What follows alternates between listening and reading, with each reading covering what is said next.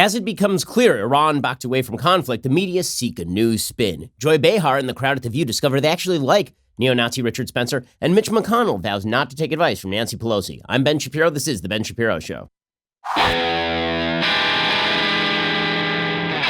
The Ben Shapiro Show is sponsored by ExpressVPN. Stand up for your digital rights. Visit expressvpn.com/Ben. Well, the last 72 hours, literally the last week, has been a major win for the Trump administration. Why? Because as I have been stating, ever since Soleimani was killed, the Trump administration has reestablished a long-forgotten doctrine known as deterrence. And it's amazing to watch people in the media, all of the talking heads, all of the wonks, tell you that deterrence is something that doesn't exist, could never have existed with Iran. All of that predicated on their worship for Barack Obama, who was a magical, magical man. In their view, the way this worked is that President Barack Obama had done something magical. He had basically converted Iran into Sweden. All he had to do was sign a few checks to the mullahs, and then they would abandon their nuclear program, not just for the 10 years specified by contract, but for all time.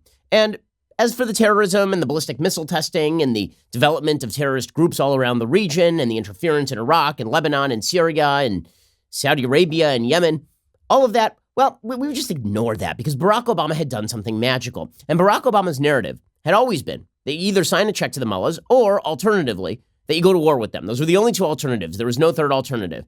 And then Donald Trump came along and he said, you know what? There's this thing that we used to do here. It's called deterrence. Deterrence, and this works right for Trump. Trump doesn't have to understand the totality of deterrence theory because the theory is really quite simple. And Trump gets it because he gets it in most areas of his own life, which is you threaten somebody with something worse than they are threatening you with, right? They threaten you that they are going to bring a knife. You threaten to bring a gun, right? It's the Chicago way. Like Trump at least gets that much. And so when it came to Soleimani, basically the Iranians kept upping the ante, and Trump kept ignoring it because he did not want a conflict in the Middle East. He's the only president of my lifetime who has not been in an overt shooting war in the Middle East. And the president of the United States finally had had enough, and he said, okay, you tried to burn our embassy. We're going to take out your big bad terrorist, Soleimani, Qasem Soleimani. And the media said, oh, well, war is now inevitable. Now we're going to have World War III. And Trump was like, well, not really, not so much. This is called deterrence. Right? The Iranians are now on notice that there are such things as lines, and if you cross those lines, there will be consequences. And this gave the lie to the media's coverage of Barack Obama. Obama was exposed, but he'd been exposed already. I mean, the Iranians were getting more and more militant even in the aftermath of the nuclear deal. The nuclear deal was signed in 2013. The nominee for U.S. CENTCOM by the Obama administration said in March 2016 that the Iranians had actually become more aggressive in the wake of the Iran nuclear deal because they had more money to play with, and they knew that the only thing the West cared about was the nuclear weapons development, not the expansion of terrorism and terror growth around the region.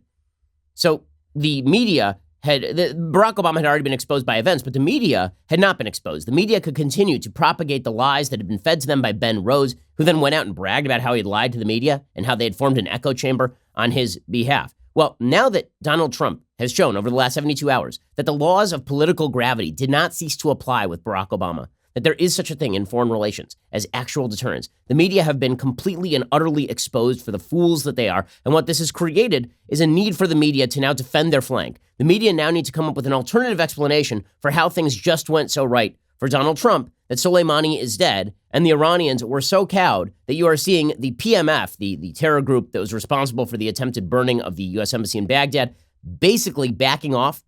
There are open calls by people like Muqtada al-Sadr, who's the leader of Shia Muslims in Iraq. There are calls by him for the PMF to disband as a functioning entity. I mean, all of that is a result of Donald Trump using some deterrence. And so the media have to come up with an alternative explanation. And as we'll see, their alternative explanation is that Donald Trump continues to be a nut and a very stupid nut, and that we ought to trust the Ayatollahs, and we ought to trust Barack Obama, and we ought to trust them. And so what they are doing now is they're talking up the possibility of war, even though it is absolutely clear at this point that Iran has backed away from the war. Again, there was another report today that the Iranians had basically warned the Iraqis. The administration's denying this, as they should. I mean, they should deny this because the fact is that if the Iranians were trying to save face, then suggesting to the world that the Iranians called up the United States and said, guys, get your guys out of there because we just need to save face here. If the U.S. were to spill that on the world stage, then that would necessitate more Iranian action, presumably. So the U.S. basically saying, yeah, no, they meant to harm us. They just weren't able to do so. It's a better line than, yeah, the Iranians completely chickened out and they called us and told us to get our guys out of the way so that they could save a little bit of face. That's what Mike Pence was saying today, for example, that this was a strike that was meant to kill and we just had this great early warning system. Count me a little skeptical on that point. But the media continue to play up the possibility of war because they just can't accept the fact that Iran has always been violent, that the possibility of war that existed 6 months ago, existed 3 years ago, existed 8 years ago, existed 20 years ago, and will continue to exist years from now, but that it has not been heightened by the United States taking a hardline position. In fact, it has been decreased in terms of intensity and possibility of scope by the fact that they have been deterred from future action. Look, Iran hasn't changed its regional orientation, and the United States has not changed its regional orientation. The difference is that Iran knows it can't get away with as much, and so they are going to scale back some of their more overt terror activity. Doesn't mean the problem is solved. It does mean that Donald Trump has backed them off of a lot of the activities that they were pursuing that were getting more and more overtly aggressive. Still, the media are going to play up the possibility that we're still at war. That right now we are still in danger of launching into an immediate full-scale war. And so you get articles like this from the Associated Press. The U.S. and Iran stepped back from the brink of possible war on Wednesday as President Donald Trump signaled he would not retaliate militarily for Iran's missile strikes on Iraqi bases housing U.S. troops. No one was harmed in the strikes, but the U.S. forces in the region remained on high alert. Speaking from the White House, Trump seemed intent on de-escalating the crisis, which spiraled after he authorized the targeted killing last week of Iran's top general, Qasem Soleimani. Did it spiral after that, or was it, like the burning of the embassy, the shooting down of the American drone, the destruction of Saudi oil facilities, the bombing of ships in the Strait of Hormuz? According to the media, it's always about Trump because Trump is like God to these people, or the devil. The world began spinning as soon as he spake the words. We'll get to more of the media's malfeasance on all of this momentarily. First, let's talk about changing your lifestyle this year. So a lot of people in the aftermath of the new year, they make resolutions about how they're going to get healthier this year. And really what they mean is thinner. But the reality is you do need to get healthier because when you get healthier, you're probably also going to get thinner. And that means a lifestyle change, not just like a workout change and not just a diet change, a change in the way you view the world, a change in your actual day-to-day habits. This is where Noom comes in. Noom is a way of adjusting your lifestyle itself. They teach you the psychology behind the decisions you make and then help you keep track of everything from workouts and steps to analyzing your diet and recommending health recipes. Noom also connects you with a personally assigned goal specialist. So it's a way of having somebody basically coach you through the day, gives you every step that you could possibly need, and it helps you change your entire lifestyle, your entire set of habits. Noom gives you the tools. You just have to decide to change your life for the better. So for me, a big thing is how I eat and calorie counting. Noom does have a tool that helps you with all of that, but they're also giving you helpful tips throughout the day on how you can mitigate your cravings, for example. Based in psychology, Noom teaches you why you do the things you do and empowers you with the tools you need to break bad habits and replace them with better ones. This is really, really important. Psychology is important when it comes to changing your lifestyle, and Noom knows that. You don't have to change all of it in one day. Small steps make big progress. Sign up for your trial today at Noom. That's Noom.com/Shapiro. Again, that is Noom.com/Shapiro. We're all strapped for time, but Noom asks you to commit just 10 minutes a day for yourself, and it'll make your life very different. What do you have to lose? Visit Noom.com/Shapiro to start your trial today. That's Noom.com/Shapiro. So the AP is already talking up the possibility of further wide-scale conflict, which is really not in the offing. It will be low-level conflict as it was before. According to the AP, though, despite such conciliatory talk, the region remained on edge. American troops, including a quick reaction force dispatched over the weekend, were on high alert. Well, that makes sense. I mean, you're going to want to continue to be on high alert, but the idea that we're going to full-scale war now is, I think, pretty much off the table since the Iranians really backed down. What's hilarious, and we'll get to the media response in a second, is that the House Democrats, in an attempt to backfill a hole that they dug for themselves, right? We were in the middle of World War III, according to the Democrats. Trump had brought us to the brink of World War III. Everyone was going to go die. Everybody stockpile food, get your water, make sure you got your water purification tablets. I mean, it was just going to be a mess. Zombies in the streets, chaos everywhere, dogs and cats sleeping together. It was going to be insane, right? This was the Democratic narrative, and then none of that happened. Iran just backed down, which is what smaller countries do when faced with the greatest military fighting force in the history of the world, as it turns out. So now Nancy Pelosi and the members of the House are trying to backfill that and make Trump look like a bad guy, even though Trump won this round. He did. Okay, the United States won this round. So what are House Democrats doing? Well, now House Democrats emerged yesterday from a classified briefing on Wednesday, deeply skeptical of President Donald Trump's decision to order the killing of a top Iranian leader and unconvinced he posed an imminent threat to the United States. Okay, first of all, the definition of imminent threat, I think, needs to be assessed here. So what you're seeing in the media is imminent threat means we had a very specific knowledge of the specific plan that this specific terrorist was engaged in, and thus we had to kill him because tomorrow he was going to do something. The Trump administration used the word imminent in sort of a broader sense. I think the sense that most of us use imminent when we talk about terrorism. In other words, Were there working plans in place to harm America and her interests? And when it comes to Soleimani, that was basically his day job. This is like asking, as Noah Rothman at Commentary Magazine put it, whether at Dunkin' Donuts they're preparing to make donuts that day. That's what Soleimani did for a living. Okay, Soleimani's job was to plan terror attacks. And that's why Mike Pompeo, the Secretary of State, when asked about imminence, he said, well, last week they burned our embassy, and the week before that they were shooting rockets at our bases. So seems like a pretty good bet that he was not going to suddenly turn into a monk and go live at a monastery. Will Hurd, the congressman from Texas, who in fact has been rather Trump skeptical, he came out, he said, I think that an attack from Soleimani was imminent because that's literally what the man did. Are you convinced that an attack from Soleimani was imminent against Americans? I do. You had some very sophisticated consumers of intelligence that talked about how credible this information was. There was a level of specificity. But I could go even further beyond this immediate threat. Qasem Soleimani has been a threat and an acute threat to the United States for a very long time.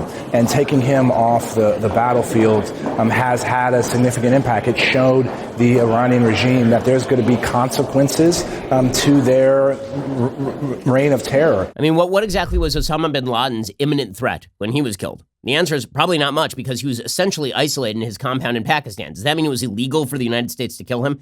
Absolutely not. Yet House Democrats are now trying to complain that it was illegal. What's the purpose of this? Seriously, what's the same House Democrats who cheered when Barack Obama violated the War Powers Resolution? When they cheered. I mean, he literally started a war in Libya and then just stayed there. He killed Muammar Gaddafi for no apparent reason. Truly no apparent reason other than his belief that Gaddafi was engaged in human rights violations. But Gaddafi at that point was funneling us information. Gaddafi had been neutralized as a threat to the West. And the war in Libya ended with vast swaths of refugees entering Europe. It ended with the burning of the American embassy in Benghazi. It ended with the provisional government of Libya having to try to govern with no available forces from boats offshore. Okay, it was a complete disaster, the war in Libya. The Obama administration pushed it anyway to the cheers of Nancy Pelosi. Now Nancy Pelosi is like, well, we need to restrict the president's ability to strike at Iran. Now, listen, on a principled level, should the president of the United States have the kind of war-making authority that he has been granted over the last several decades? The answer is no.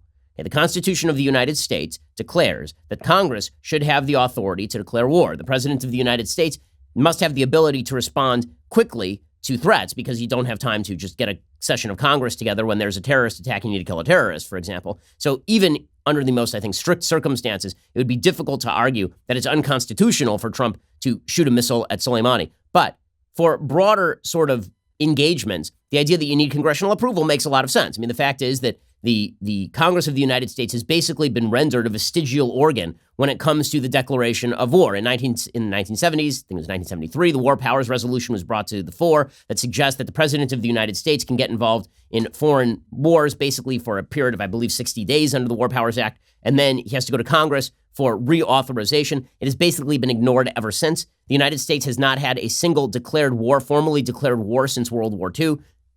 The Vietnam War was not a declared war. The Gulf War was not a declared war. Gulf War II was not a declared war. There was an authorization for use of military force that was passed by Congress in the aftermath of September 11th. The interpretation of that document has been widely variant. Did it cover Iraq? Unclear. Did it cover activities outside the Afghanistan sphere? Probably. How far did it go? Not clear. Does it cover what's going on right now in Iraq or Iran, 20 years later? Unclear. So the idea that Congress should seize back some of its war-making authority under the Constitution, I actually am very much in favor of, simply because I think that when a Democrat is in power, it would be better if Congress were able to check the power of any president. I'm not in favor of the broad expansion of executive authority, but what I'm saying here is that the House Democrats picked a very weird hill to die on, that now all of a sudden it's, well, Trump has challenged congressional authority. Okay, by any standard, what Trump did to Soleimani is so much less than anything that Barack Obama did for 8 years, droning America. Anwar al-Awlaki, who is a terrorist, was also an American citizen. Obama droned him. And you'll remember that Rand Paul got up and did a filibuster of the over that drone attack, saying, well, that guy's still an American citizen. You don't just get to drone him. Now, you can think that Rand Paul is wrong, but the suggestion that Trump droning an Iranian terrorist who was in Iraq planning terror attacks, that's why he was there. I mean, he was literally meeting with the head of the PMF. They were in the same car. That's why they're both dead today.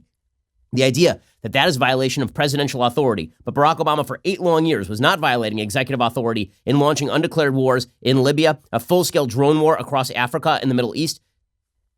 You're going to have to explain that one to me, Democrats. Democrats don't have an explanation. It really is not driven by any real principle. All this is driven by is anger that President Trump showed them up, because that's all that happened here. Remember, they didn't try to press this resolution in the aftermath of Trump firing a missile into Syria after Syria gassed some of its own citizens again. They didn't try anything like this. Why? Because Obama had done exactly the same thing with Syria, except less. Here, the problem was that Trump humiliated Obama, he humiliated the Democrats, and now they're going to seize back congressional authority, supposedly, under the auspices that Soleimani was not an imminent threat. You really are going to have to explain why it was illegal or bad to kill Soleimani. You're really going to need to explain that before you start discussing how Trump did a very bad thing. Again, and this is why you're going to hear, in a moment, I'm going to distinguish between some of the right-wing conservative opposition to executive authority, coming from people like Mike Lee and to a certain extent Rand Paul, and the left-wing anger at executive authority, which is coming purely from a place of, we hate Donald Trump, we don't like that he humiliated Barack Obama, and now we are going to check the executive authority. We'll get to all of that in just 1 second. First, safety and security, number one priority for me, number one priority for my wife. Unfortunately, because we're high-profile figures, I'm a high-profile figure, that means that we do get a lot of death threats. It means that the FBI has arrested people for threatening to kill me and my family, and that means that I want to make sure that my home security is absolutely top-notch. The people I trust with my home security are the folks over at Ring. Their job is to make your home and your neighborhood safer. Their smart video doorbells and cameras protect millions of people everywhere, so I can know what's going on at home literally right now. I can just pull out my phone and I can check my property. If somebody sets foot on my property, I get an alert if I'm 1,000 miles away. Ring helps you stay connected to your home anywhere in the world. So, if there's a package delivery or a surprise visitor, you do get an alert and you're able to see, hear, and speak to them all from your phone. I've had great experience with Ring. I've been using them for literally years. They've created this ring of security around my house. It's made me feel so much more secure.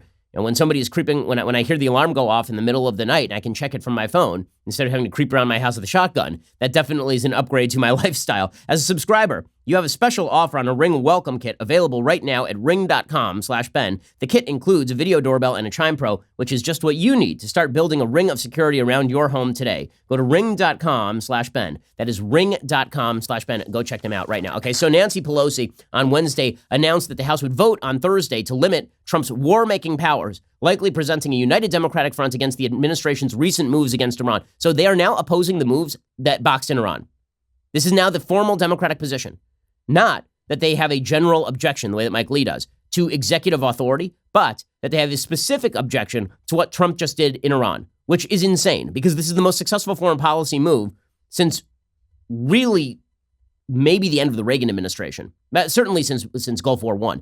The bottom line to this is that Iran was backed off of its aggression. They were backed off, and they lost their top commander. They lost their top terror commander, who was, by all accounts, the most effective person in Iran. And the Democrats are angry about it. They're upset about it. Why? Again, not because they believe that the congressional authority has been violated. Barack Obama did it routinely. The reason they're upset is because Donald Trump gave the lie to the Obama administration's lie, and now they've been exposed. So here's Nancy Pelosi saying, we're going to vote on a war powers resolution. Speaker of the House, Nancy Pelosi, putting out a statement moments ago saying that a war powers resolution will be voted on in the House tomorrow. A war powers resolution, she says, to, quote, limit the president's military actions regarding Iran. And this legislation is going to the Rules Committee, and she says will be voted on tomorrow in the House. Okay, I know that we're all ignoring the fact that the Iranians tried to burn our embassy in Baghdad last week, but imagine the kind of insanity it takes to hate Trump so much that the Iranians burn an American embassy, and your first move is we've got to limit the president from retaliating. We have to limit the president from responding. Again, not coming from a place of principled opposition to executive use of commander-in-chief power, but coming from we just don't like that Trump has exposed our entire ideology on foreign policy. And the way Politico reports this is just ridiculous. Lawmakers from across the House Democratic caucus left a closed-door meeting with top Trump administration officials in a secure room in the Capitol on Wednesday, frustrated, if not outright angry, at what they described as a vague justification for last week's deadly drone strike that killed Iranian Major General Qasem Soleimani shortly after he arrived in Baghdad. So they're angry that we killed Soleimani? They're angry at the justification, which is that he was involved in the burning of the United States Embassy last week? This is what they are angry at? Seriously? Pramila Jayapal, Democrat of Washington and co-chair of the Congressional Progressive Caucus, which is, she's kind of an adjunct member of the squad, she says there was no raw evidence presented that this was an imminent threat. Okay, so he's only a non-imminent threat, meaning that I guess 2 weeks from now he was going to murder Americans, but we didn't know if he was going to murder Americans, like specifically tomorrow. Here is Jayapal announcing that Trump recklessly assassinated Soleimani. I mean, this is doing the PR work of the Iranians. This is the result of reckless actions by President Trump of military brinksmanship. President Trump recklessly assassinated Qasem Soleimani. He had no evidence of an imminent threat or attack, and we say that coming from a classified briefing where, again, there was no raw evidence presented that there was an imminent threat. Okay, again, I'm going to need to know whether any of these Democrats asked for the raw classified information that led to the death of Anwar al-Awlaki. What was the imminent threat from Anwar al-Awlaki? What was the imminent threat from Osama bin Laden, for that matter? It turns out that killing terrorists is authorized under the authorization to use military force. That is pretty much the only thing that is authorized under the AUMF that was passed in the aftermath of 9/11. And what this really is about is Democrats being upset that Donald Trump did a thing that they don't like, that exposed their entire ideology. This is why you have Jerry Connolly out there going, this briefing was entirely unconvincing. Okay, like, again, where were you when Barack Obama was declaring war in Libya without any congressional authorization, then ignoring congressional blowback? My reaction to this briefing was it was sophomoric and utterly unconvincing. And I believe more than ever, the Congress needs to act to protect the constitutional provisions about war and peace. There was no rationale that could pass a graduate school thesis test. I was, utterly unpersuaded about any evidence about the imminence of a threat that was new or compelling. Okay, well, even if that had been presented, do you really think the Democrats would be out there today saying, well, I guess that was new and compelling. I guess that everything is fine now. Do you really think that that's the case? Because I really don't think that that is the case. Mitch McConnell, for his part, was slamming Nancy Pelosi over all of this, and he is exactly right to do so. It's troubled me that Speaker Pelosi responded to earliest reports yesterday by leaping to blame, quote, needless provocations by our administration. In other words, blaming the United States. So let's be clear.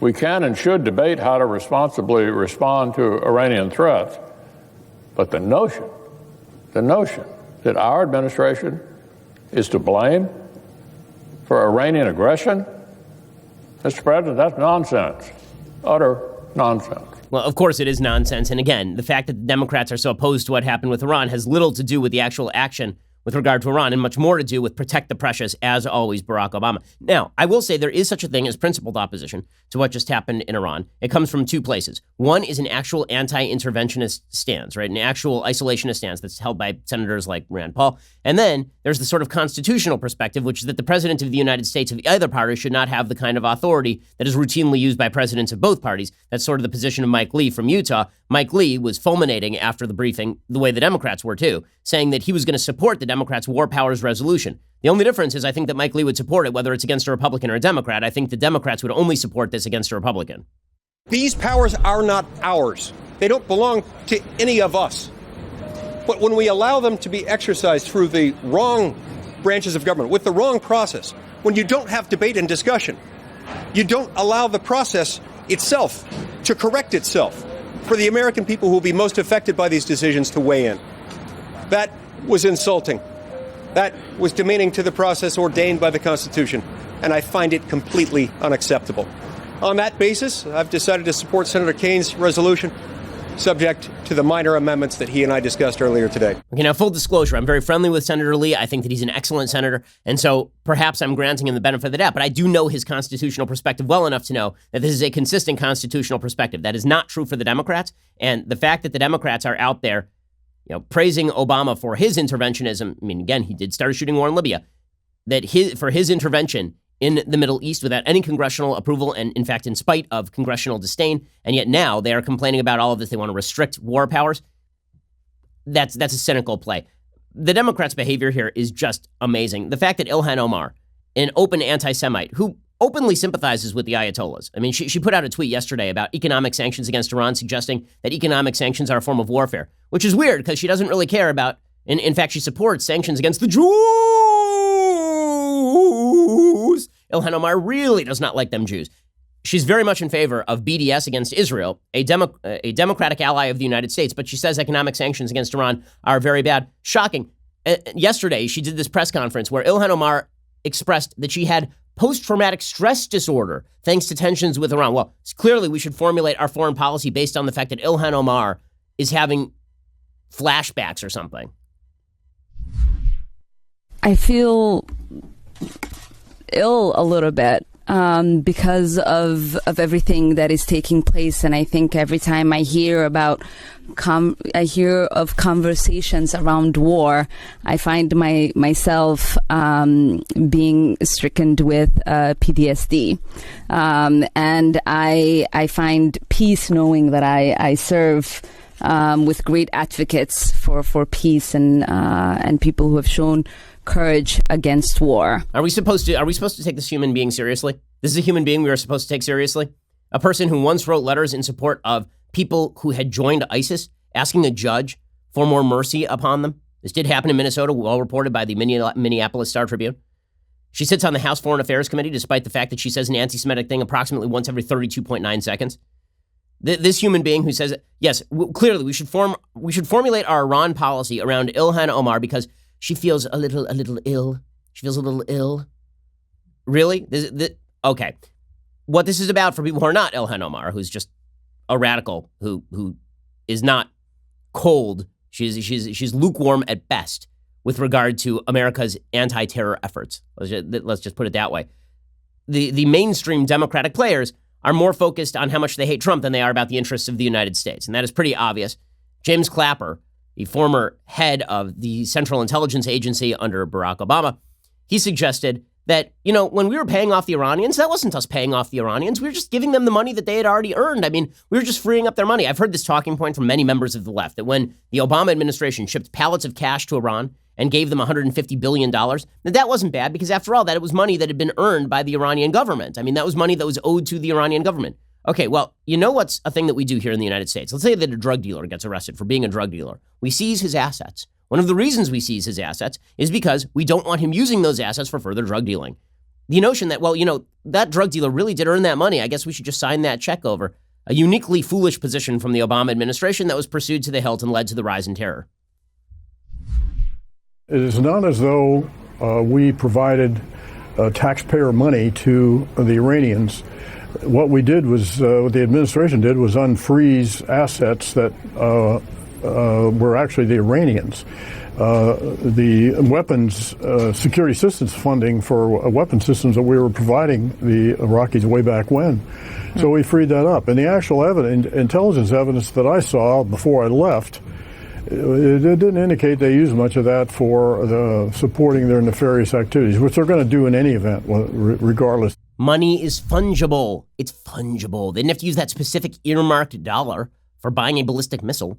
If they used that specific earmarked dollar for something else and then used a different dollar for the ballistic missile, the dollar still went for the ballistic missile. Ridiculous. Okay, but the media really have been outshining themselves. They really are just outdoing themselves on a regular basis. So if you ever had doubts that the media and the Democratic Party are just wings of one another, that the Democratic Party is the activist wing of the media and the media are the PR wing for the Democrats, all you had to do is watch the media this week, who are doing the overt work of the Obama administration, which is to say the overt work of the Iranian PR agencies, because effectively the Obama administration became a PR agency for the Iranians. In order to push the Iran deal, the Obama administration had to make the case that the Iranians were good, reasonable, decent people who were going to moderate and who were going to become friends to the world community so long as we appease them. And so what you saw from the Obama administration over and over is that when Iran would do something terrible, it would be, well, no, you're just getting Iran wrong, guys. You're just getting Iran wrong. Basically, the Obama administration became the girlfriend to the abusive, drug-addicted boyfriend trying to explain her boyfriend to her parents. That was what the Obama administration became with regard to the Iranian government. It's like, well, he's not that bad, guys. Sure, you see the bruise here? Like, yeah, he hit me, but I mean, I did offend him, to be fair. And yeah, he's a drug addict who, who tried to prostitute me for money. But let's be fair. I mean, he had a rough childhood. That was the Obama administration with regard to Iran. And the media started doing the same thing. And now they continue to do the same thing.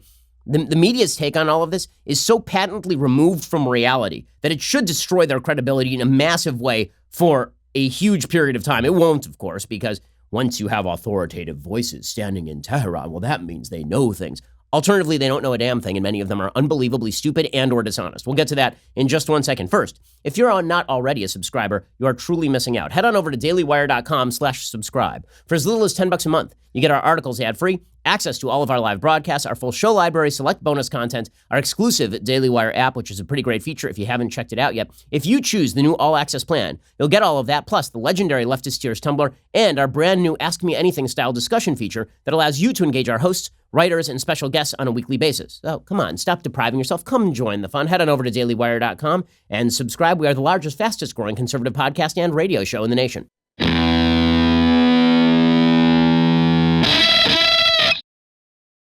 So the media simply cannot bring themselves to acknowledge the overt reality, which is this was a win for America and it was a win for Trump. Now, there's some members of the media who don't really like Trump very much, or at least honest enough to admit this. I had on Ian Bremmer yesterday, who's a foreign policy analyst for G0 Media, teaches, I believe, at Georgetown. And Ian is certainly no Trump fan. And he said Iran is weaker than it was when Trump took office, and Trump just opened a window for negotiation, and Trump has actually reestablished a level of deterrence with Iran that the Obama administration had completely avoided. Or at least Ian is honest, but most of the members of the media, not nearly as honest. How do you know? Because they were just repeating Iranian propaganda while the Iranian retaliation was going on. Here was MSNBC reporting false dead Americans during the attack. Those were just notices that were put out by the Iranians.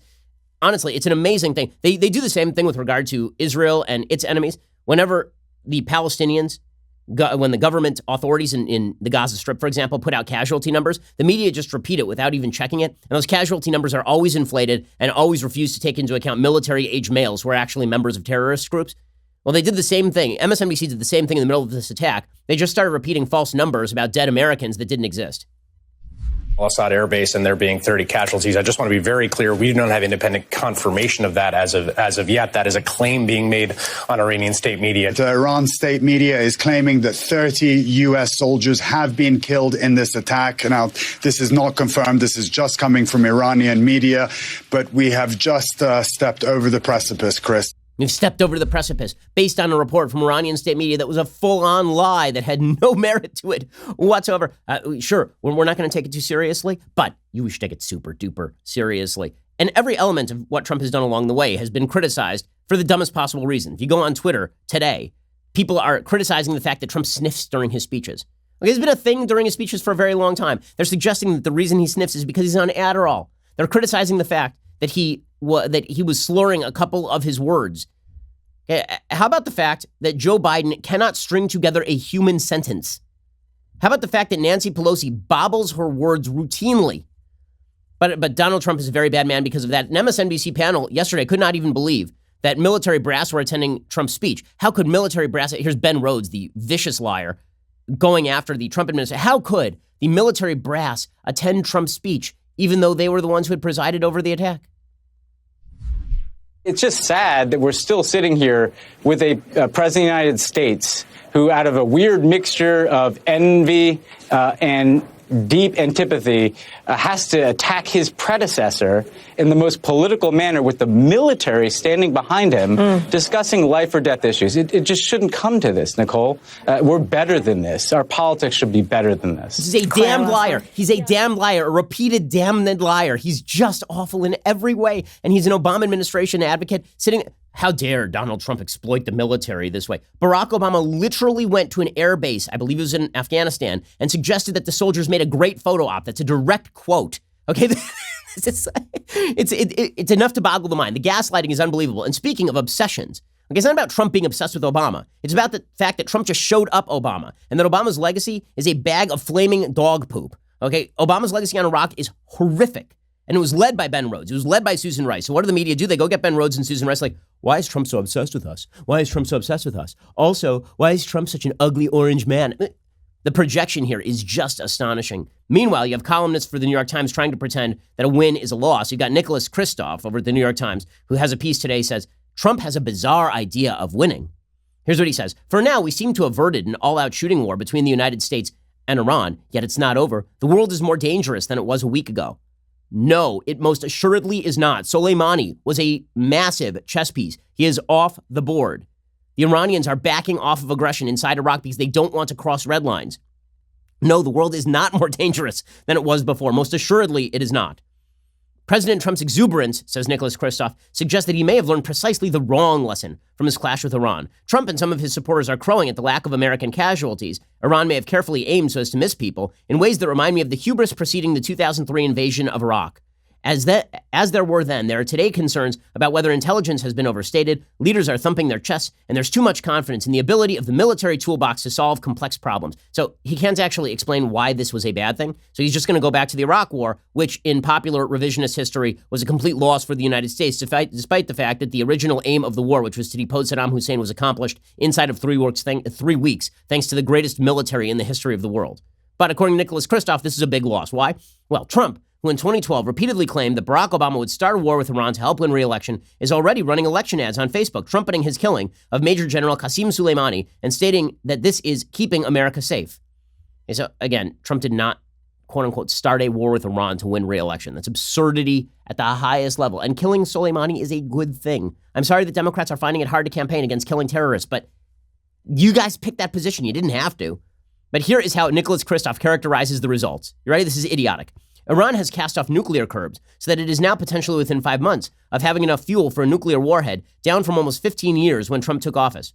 It was not 15 years when Trump took office. That was their voluntary statement that they would not develop nuclear weapons for quote-unquote 15 years. The nuclear deal didn't even extend for 15 years. It extended for 10 years. And their development of nuclear weapons was a secondary priority for them next to their development of regional power, which they had been pursuing pedal to the metal ever since the Iran nuclear deal. United States forces, according to Kristof, may be pushed out of Iraq, allowing Soleimani to achieve in death one of his foremost goals in life. I'm going to need some evidence there, and I don't want to hear your bullcrap about the Iraqi parliament voting to eject the United States. They don't even have the power to do that. It takes a cabinet request. The cabinet doesn't exist. The reason the cabinet does not exist in Iraq is because the prime minister of Iraq, does not have any authority. He's the acting prime minister because of protests inside his own country that were suggesting that he was enthralled to Iran. There's not support inside Iraq by by Sunnis rather, and Kurds for the United States to pull out of there because they know the moment that happens, the Iranians basically take over. American forces in Syria may be difficult to support without the military presence in Iraq, so some or all of them might pull out as well. Another strategic victory for Iran. Wait a second. Are you saying that pulling troops out of the region would be a victory for Iran? Because it was my impression that Barack Obama precipitously withdrew all troops from Iraq, or nearly all troops from Iraq, leading to the rise of ISIS, leading to the continuation of Syria, leading to Russia taking over Syria and Iran funding Syria. Nicholas Kristof, man. I mean, the disconnect from any... Do people have memory? They're like Dory from Finding Nemo. They got memories that last for 32 seconds. It's unbelievable. It's incredible. The military campaign against ISIS is on hold, giving terrorists a chance to regroup. And we need some evidence of that. Iran's regime, which had been threatened by enormous protests at home and in Iraq, has been rescued by Trump's actions. Rescued by Trump's actions? Truly? They've killed 1,500 protesters. Listen, when you're talking about regime change, first of all, Kristof and the rest of the left don't want the regime changed in Iran. Barack Obama didn't want the regime changed in Iran. He wanted to strengthen the regime in Iran. Okay, but if you're talking about regime change in Iran, there's only one real way that's happening, from inside the Iranian military. Because the people do not have anything like the sort of ability to overthrow the military that they had in other countries where the military was smaller.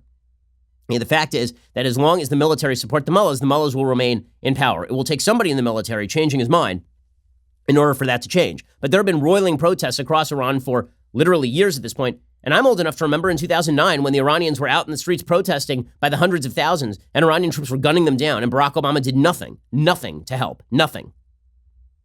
But according to Nicholas Kristof, Iranians have rallied around the flag and the Iraqi narrative has changed overnight from the bullying of Iranians to the bullying of Americans. Really, is that what the Iraqi narrative is? Because it seems that the Iranians just fired actual ballistic missiles into a foreign nation. Instead of bringing troops home, Trump has had to deploy more to the Middle East at huge cost. Wait a second. 2 points ago, Nicholas Kristof was arguing that we should not bring any of those troops home because it would free up the Middle East for ISIS and for Iran. Now he's arguing that Trump should bring the troops home. It's like the narrative will shift just so that Trump is bad. That's all.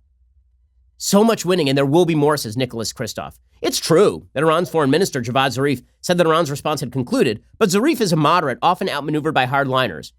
I know this partly because back in 2004, after Zarif approved a visa for me, I was detained in Iran by security forces looking for information that could embarrass Zarif and get him fired. Oh, well, Nicholas Kristof is friends with Zarif. That means he's a moderate. So we're still hearing echoes of the Ben Rhodes crap that there is a moderate faction inside the Iranian government that is being challenged by the hardliners inside the Iranian government.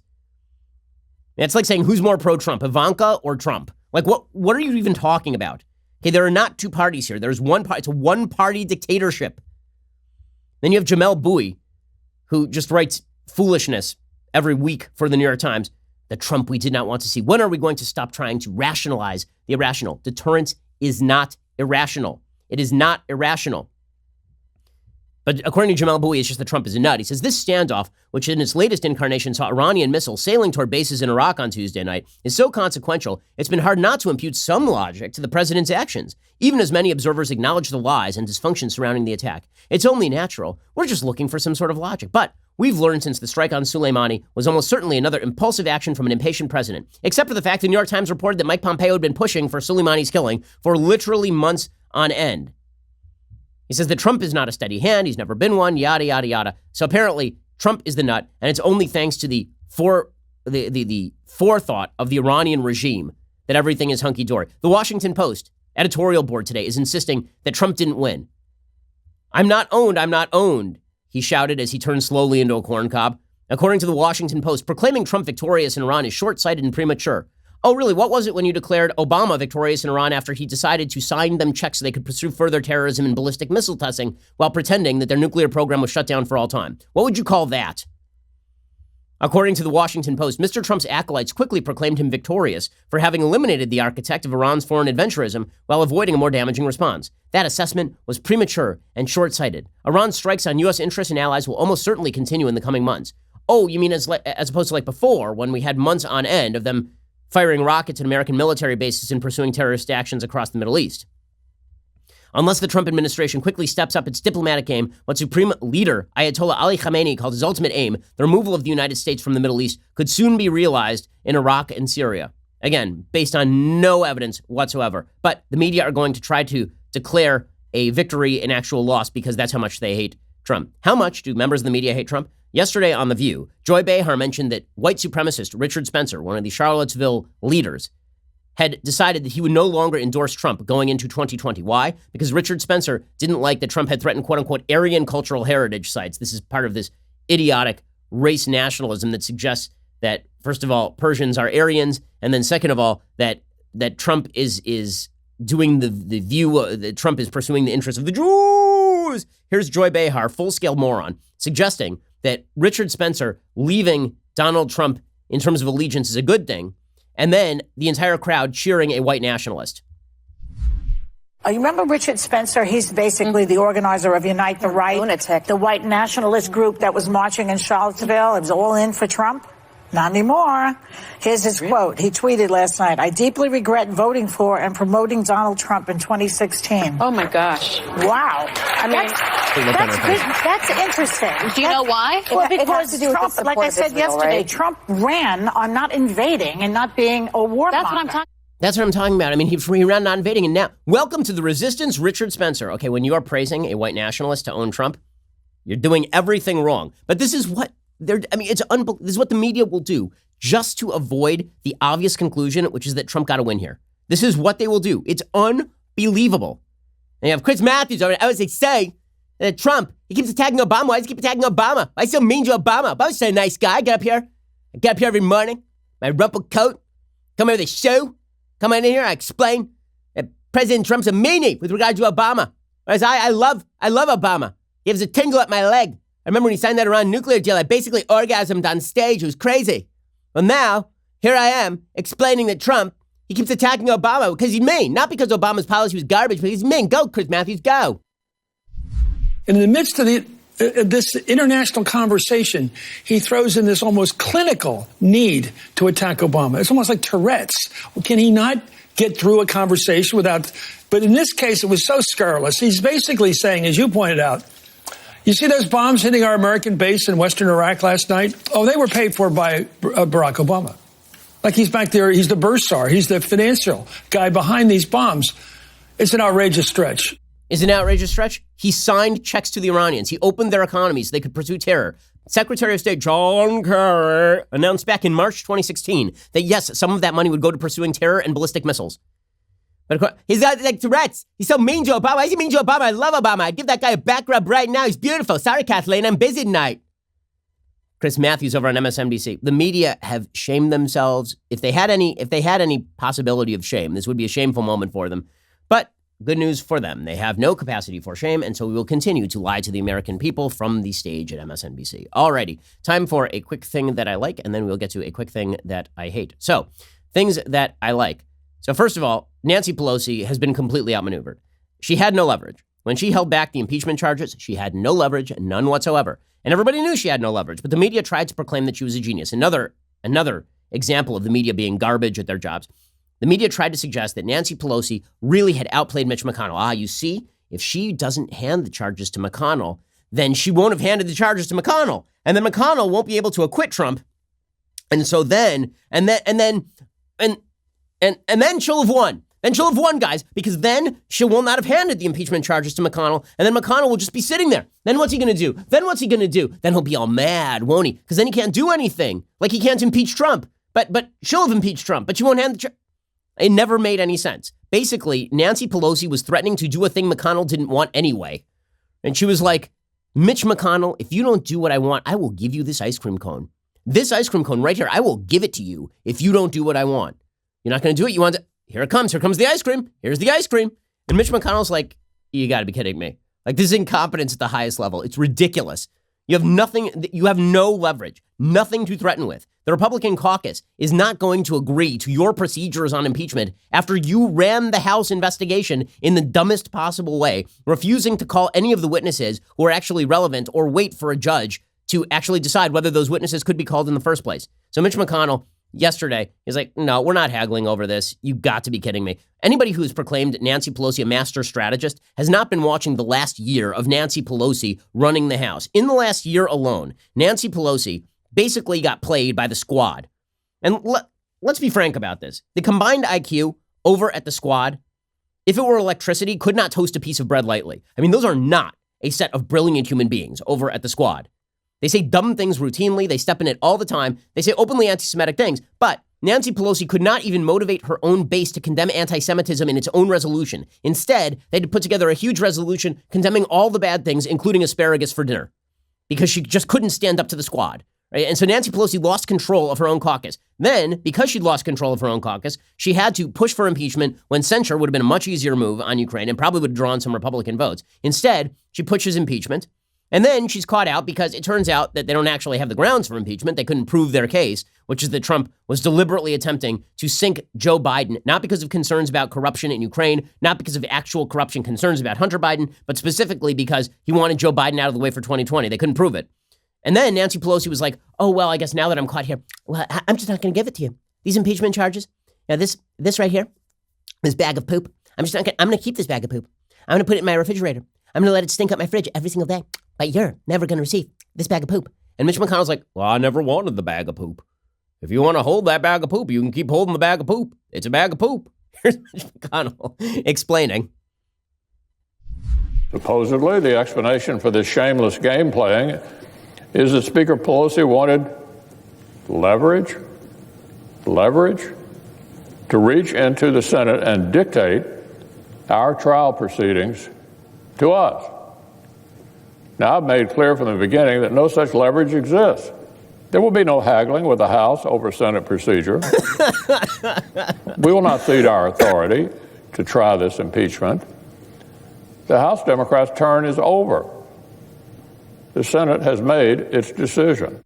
My favorite is animated Mitch McConnell right there. That is Mitch McConnell getting animated. You do have to love the low-key nature of Mitch McConnell on this sort of stuff. Leverage? Are you out of your mind? According to Reuters, the U.S. Senate will move forward with its own legislative agenda next week unless it receives articles of impeachment against Trump from House Speaker Nancy Pelosi, McConnell said on Thursday. He said on the Senate floor, there's real business for the American people that the U.S. Senate needs to complete. If the Speaker continues to refuse to take her own accusations to trial, the Senate will move forward next week with the business of our people.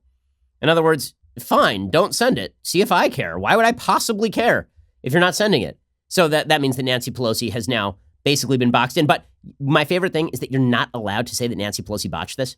You must never say that Nancy Pelosi botched this. There was one Democratic congressperson who actually said it. His name was Adam Smith, Democrat of Washington. And he said, we should be sending these impeachment charges over if we actually take them seriously. And then the entire Nancy Pelosi wing of the media and the Democratic Party, but I repeat myself, they came out and they're like, Adam Smith is a bad man. Nancy Pelosi's a genius. She's a genius, guys. She is geniusing it up. Massive, incredible, unbelievable, unspoken genius. You challenged Nancy Pelosi? She's on the cover of Time magazine, by the way, this week. Time magazine, just another media repository of idiocy. On the cover, piece written by Molly Ball, titled Her Gamble. That's and so the idea is that there's no gamble here. What is that? And then there's a picture of Nancy Pelosi. Oh, God, it's so, the media are so disgusting. Like they're just awful. There's a picture of Nancy Pelosi lit from behind slightly. So you actually get the halo of light bouncing off of her well-groomed hair. And the headline is, we've upped the ante. Why Nancy Pelosi is going all in against Trump. Oh, the heroism. Oh, the unspeakable heroism of Nancy Pelosi. Molly Ball writes, Nancy Pelosi isn't wild about the question. The impeachment of President Trump is underway, and I've asked the Speaker of the House if she thinks it's the most important thing she'll ever do. We're sitting in her elegant office in the Capitol on gold-upholstered armchairs around a low table topped with a vase of hydrangeas. One of my favorite things about these sorts of long-form pieces is the description of the surroundings, because it tells you everything you need to know about the journalist. That description, she's elegant, right? Because what they're saying about the surroundings is the person, right? If it were Donald Trump and you're sitting in the same place, it would be Donald Trump sitting in his vulgar office in the White House, surrounded by gold-adorned Versailles furniture, topped with a vase of fake flowers. But with Nancy Pelosi, it's her elegant office in the Capitol on gold-upholstered armchairs around a low table topped with a vase of hydrangeas. Wow, she's a queen in her own right. It's amazing. Over her shoulder, the sweeping view of the National Mall is shrouded in wintry clouds because the scene has to be set. Don't you see? Don't you see? Can't you picture it in your mind's eye? Can't you picture how the wintry clouds, the threat to democracy, is coming over the National Mall, that symbol where Martin Luther King once spoke? With the Washington Monument, bolts of lightning striking as Nancy Pelosi stands up and picks up the hammer of Thor? According to Molly Ball, for a long moment, the speaker goes silent as she seems to compile in her mind the list of accomplishments she'd rather claim as her legacy.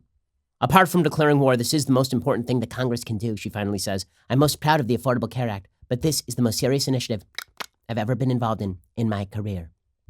Molly Ball says Pelosi has spent decades at the highest level of politics, but the past 12 months have been arguably her most consequential. Really? She hasn't passed a single piece of major legislation. I'm going to go with the Obamacare. Obamacare was definitely the biggest thing she ever did. No question about it. She's correct about that. But according to Molly Ball, it's that she was part of the resistance. She wore a pussy hat and everything. Woo! Returning to the speakership after 8 years of running the House Democratic minority, she established herself as a counterweight and constrainer of this divisive president. She outmaneuvered Trump on policy, from the border wall he didn't get to the budget agreement he signed loaded with goodies that Democrats wanted. She oversaw an unprecedented litigation effort against the executive branch, racking up landmark court victories. Oh, you mean there were a bunch of lower courts that didn't like Trump and ruled against him, and then all of that was overturned by the Supreme Court for the most part? And she was the tactician behind the investigation that resulted in Trump's impeachment on December 18th. That really took a huge amount of tactics. I mean, what an amount of tactics it took to say we're going to investigate the president for impeachment, and then your majority of Democrats that you run actually impeach. Wow, the tactical brilliance. I mean, imagine, it's like the tactical brilliance if I were to poll my employees about whether they like the show, and then it turns out that most of them say yes, and the rest of them get fired. My tactical brilliance, unparalleled. Nancy Pelosi said to her own caucus, you should impeach Trump, and then they impeach Trump. Boom, mind blown. Tactical brilliance of having not a single Republican on board, not one. The woman is Clausewitz. I mean, what can you say? What is most striking, according to Molly Ball, about this moment in Pelosi's career is that at the peak of power, she is not protecting her position, but rather using it in aggressive, even risky ways. Bull crap! If she weren't protecting her position, she would have condemned Ilhan Omar and Rashida Tlaib and Ayanna Pressley and AOC and the rest of the squad repeatedly. But instead, she has kowtowed to them. Of course she's protecting her position. She's been protecting her left flank. There's a brief moment in time where it looked like she was going to challenge them. And then Trump got involved and said that the squad sucked. And then Nancy Pelosi immediately jumped in and said, they're the greatest. They're the most beautiful young women standing up for femininity. Just the revisionist nonsense from the media. My God. Does impeaching Trump is a gamble for Pelosi? Really? Is it a gamble? What's the gamble? Where is the vast outcry from Democrats suggesting that there's going to be hell to pay if Nancy Pelosi does this? According to Time, it has intensified Republicans' fealty to the president. He was already polling in the 90s with Republicans, rallying his base, supercharging his campaign fundraising, potentially increasing his reelection chances. By the way, that suggests it's not a risk for Nancy Pelosi. She's not running for president. It's a risk for whoever runs against Trump. But in the House, it's not risking anything. The polarizing effect could jeopardize Democrats who hold seats in Trump territory and thereby endanger Pelosi's House majority. Yes, but she made the calculation that she is more in danger from the left wing of her base than she is from Republicans retaking the House. Pelosi has always been a risk taker, from defying Chinese authorities by protesting at Tiananmen Square in 1991. Defying Chinese authorities? Really? She's an American citizen. To pushing Obamacare through the House with nary a vote to spare in 2010. That's not a risk. She was doing what the president wanted her to do. But she is careful to cast impeachment not as a political gambit, but as a project to preserve the checks and balances of American democracy. That's my responsibility, to protect the Constitution. Could anything be more fawning than this? It's hard to imagine anything more fawning than this. But here's the bottom line. She botched it. She really botched it. And she didn't go all in against Trump. She had nothing to risk because her base frickin' hates Trump, despises Trump. But the amount of navel-gazing sycophancy here is beyond compare. Molly Ball writing, no aspect of the spectacle was too small to escape Pelosi's control. She's such a genius. When the Intelligence Committee held its public impeachment hearings in November, Pelosi noticed that Chairman Adam Schiff's head reached nearly to the top of his high-backed chair. After Intelligence finished its work, Judiciary, chaired by Representative Jerry Nadler, was slated to hold hearings in the same room. Pelosi thought if he sat in the same chair, Nadler, a head shorter than Schiff, would look small. Pelosi sent word down. There would have to be a change in furniture. And when Judiciary convened on December 4th, Nadler was seated in a leather-backed chair that reached no higher than hers. My God, she even did the feng shui in the Judiciary Committee. What genius. Alternatively, she put together an impeachment effort with only Democratic votes that is going absolutely nowhere. And now she has to browbeat her fellow Democratic congresspeople into pretending she's good at her job. Adam Smith had to put out a statement today saying, I misspoke this morning. I do believe we should do everything we can to force the Senate to have a fair trial. If the Speaker believes that holding on to the articles for a longer time will help force a fair trial in the Senate, I wholeheartedly support that decision. I am concerned that Senator McConnell won't have a fair trial. I am with the Speaker that we should do everything we can to ensure he does. Ultimately, I do want the articles sent to the Senate for the very simple reason that I want the impeachment process to go forward. To the very end, he says, oh yeah, by the way, what I said before, it's still true, but Nancy Pelosi yelled at me, and so now I'm going to pretend to back off. This whole thing has been a debacle for Democrats. It will continue to be a debacle for Democrats. It is a clown show, and yet the media will continue to pretend that Nancy Pelosi is unbelievably good at her job, when in fact, she used to be good at her job. Like 2010, she was good at her job. Now, she's had an awful year. She's very bad at her job right now. And it is perfectly obvious to anybody who has eyes to see and is willing to not listen to the stupid morons over in the media who continue to just carry water for Democrats. The media partisanship in the Trump era is just as bad as it was during the Obama era. It's just more overt. That's all. Alrighty, well, we've run out of time for things I hate. I think that counted as a thing I like and a thing I hate, but at least I gave you the impeachment update. We'll be back here a little bit later today with 2 additional hours of content. Otherwise, I'll see you here tomorrow. I'm Ben Shapiro. This is The Ben Shapiro Show.